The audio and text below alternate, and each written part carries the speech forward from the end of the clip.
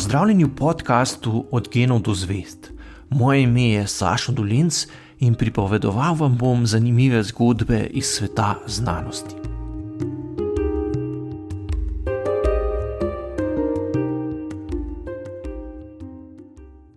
Milan Vidmar je bil gotovo eden najpomembnejših slovenskih izobražencev v prvi polovici 20. stoletja.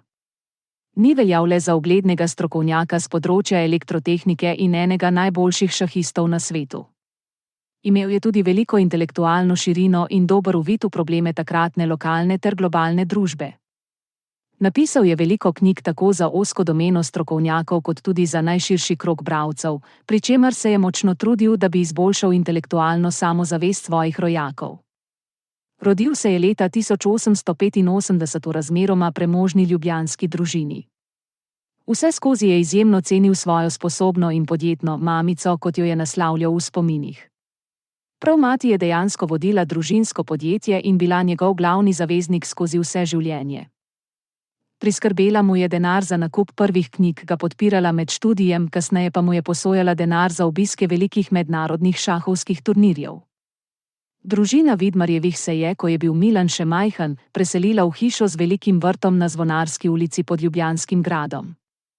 Kot se je spominjal, so bile takrat prule za otroka en velik nepregleden travnik, na katerem se je lahko brezskrbno igral.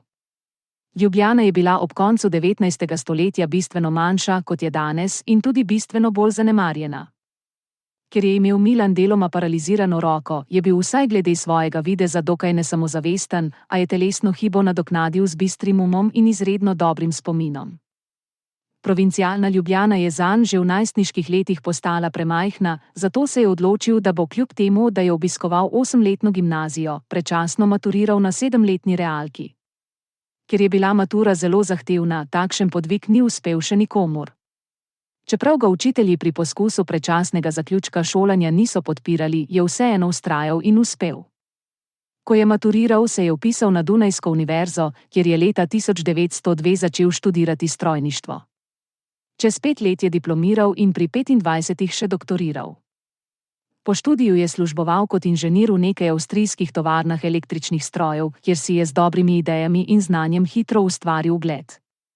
Njegovo osrednje in v svetovnem merilu najbolj odmevno strokovno delo je debela knjiga Transformatorji, ki je leta 1921 izšla pri ugledni berlinski akademski založbi, kasneje pa tudi v ruskem prevodu. Zase je trdil, da je skozi življenje peljal po 2 tirih. Strokovno se je udejstvoval na področju elektrotehnike, veliko časa in energije pa je posvečal tudi šahu, ki je bil zanj več kot le hobi. Šah je začel igrati s sošolcem že na gimnaziji med odmori. Sprva nista imela niti šahovskih figur, zato sta si šahovsko mrežo izrisala kar na papir, v polja pa s svinčnikom vpisovala figure. Ker je bil izjemno nadarjen, je zelo hitro napredoval in najprej postal najboljši šahist v Ljubljani, nato pa je med študijem redno zahajal v šahovski klub na Dunaju, kjer je za denar igral z najboljšimi šahisti. Kmalu si je z odmevnimi zmagami na mednarodnih turnirjih prislužil naziv velemojstra, kot eden redkih amaterjev pa se je za več let povzpel celo med peščico najboljših šahistov na svetu. Na nekaj odmevnih turnirjih ga je uspelo premagati le takratnemu svetovnemu prvaku Capablanci, kar je pomenilo, da je bil Vidmar tik pod svetovnim šahovskim vrhom. V svojih zanimivih spominih je zelo nazorno opisal trenutek, ko je izvedel, da se je rodila univerza v Ljubljani. Bil je ravno sredi napornih pogajanj s stavkajočimi delavci strojnih tovarn in livarn, v katerih je bil takrat ravnatelj. Ker je stavka trajala že 2 meseca, je pokrajinska vlada za posrednika med delavci in upravo tovarne imenovala rudarskega glavarja Strgarja. V njegovi pisarni na Starem trgu so se sestali 31. avgusta 1919, a se pogajanja nikakor niso premaknila z mrtve točke. Takole se je spominjal ključnega trenutka. Okoli 17. ure je prinesel v sobo služabnik najnovejšo številko slovenskega naroda in jo položil pred gospoda glavarja. Mož je nehote, menda je za trenutek pozabil svoj težavni položaj, začel obledovati prvo stran časopisa. Nenadoma pa se je, vzpresenečen, dvignil in vzkliknil: "Preberite vendar tole novico, gospod doktor. Morda vam bo ogrela hladno srce." Potisnil mi je časopis čez mizo in položil prst na mesto, ki bi me naj zanimalo. Zelo me je presenetilo in razburilo. Nenadoma sem bil nekje zunaj tovarn, upravnih svetov in stavk. Bral sem, da je jugoslovanska vlada 23. julija sklenila ustanoviti v Ljubljani univerzo s 5 fakultetami, torej tudi s tehniško poleg 4 klasičnih, in da je pravkar imenovala 16 rednih ter enega izrednega profesorja. Bral sem imena. Med njimi sem, kakor da me je zadela strela z jasnega neba, zagledal svoje ime. V zadnjem dnevu avgusta leta 1919 sem torej postal redni profesor Tehniške fakultete novorojene, tako dolgo pogrešane, tako počasi prihajajoče slovenske univerze. Zanimivo je, da me pred tem imenovanjem nihče ni bil vprašal, ali sploh hočem ubrati pot v akademsko kariero. Prav tako tudi nihče ni bil nikoli zahteval, da naj jim pošljem svoj življenjepis. Profesorji, ki jih je imenovala jugoslovanska vlada, so se kmalu sestali in za rektorja izvolili matematika Josipa Plemlja. Kot pa se spominja Vidmar, je imel on sam prvo predavanje v slovenščini že maja 1919 v okviru poskusnega univerzitetnega tečaja. Dogodek je imel takrat tako velik simbolni pomen, da so mu prisostvovali predsednik pokrajinske vlade, prosvetni minister in podžupan Ljubljane. Ko je jeseni 1928 Vidmar postal tudi rektor univerze v Ljubljani, je prišlo v državi do resne politične krize. 6. januarja 1929 je kralj Aleksander razveljavil ustavo, razpustil parlament in prevzel oblast. Med diktaturo je prišlo do centralizacije države in v načrtu je bila ukinitev nekaterih fakultet ljubljanske univerze. Vidmar se je kot rektor na namere oblastnikov odzval z dobro premišljenim načrtom, vrednim šahovskega velemojstra. Odpravil se je v Beograd in prosil za sprejem pri kralju. Ko je bil sam s kraljem, mu je dejal: "Dovoljenje bi si rad izprosil, da si slovenska univerza privzame ime vašega veličanstva. Imenuje naj se Aleksandrova univerza." Ko je pridobil kraljevo naklonjenost, je vladarju predlagal, naj ne ukinejo teološke in medicinske fakultete, kot so načrtovali.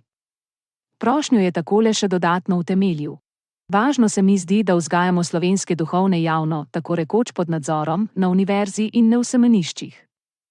Ker je z intervencijo pri kralju rešil teološko fakulteto, so mu visoki cerkveni dostojanstveniki nekaj let kasneje vrnili uslugo. Čeprav je bil ateist, po takratnih zakonih nikakor ni mogel končati nesrečnega zakona z globoko verno ženo nemškega rodu, ki je ločitvi nasprotovala. Dolgo časa se je pravdal, a poroke mu nikakor ni uspelo razdreti. Ko je bil že povsem obupan, mu je takratni ljubljanski škof prijateljsko svetoval, naj formalno iz katoliške prestopi v pravoslavno vero. Ločitev je tako v Zagrebu sprovedel brez težav, priznana pa je bila tudi pri uradnih posvetnih organih. Vidmar se je na podlagi lastnih izkušenj iz mladostnega obdobja v Ljubljani zelo dobro spominjal, kako razširjen je bil med njegovimi rojaki v 19. stoletju občutek manj vrednosti. Tlačili so nas z ene strani nemški uradniki in obrtniki, z druge strani pa katoliški duhovniki. Kot pravi, so bili šele junaški boji naših partizanov med drugo svetovno vojno zdravilo, ki je silno udarilo po nekdanjih hlapčevskih strupih v telesu slovenskega narodiča. V slavnostnem govoru, ki ga je imel leta 1929 kot rektor ob 10-letnici univerze v Ljubljani, je izpostavil, da lastna univerza ni pomembna le zato, da se ukvarja z znanostjo in izobražuje strokovnjake.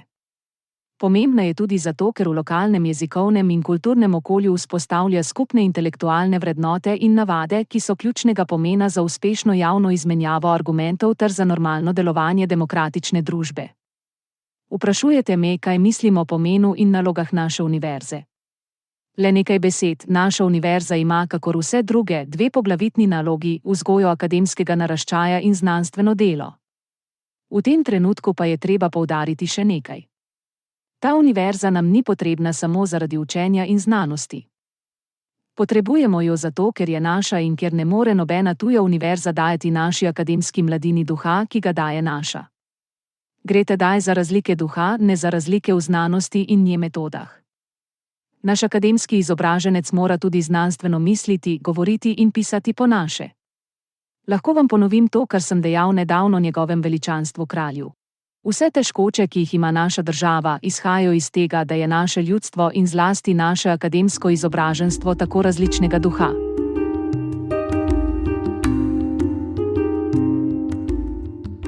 To je bil podcast Od genov do zvezd. Moje ime je Sašo Dolenc in z novo zgodbo se vam oglasim že kmalu.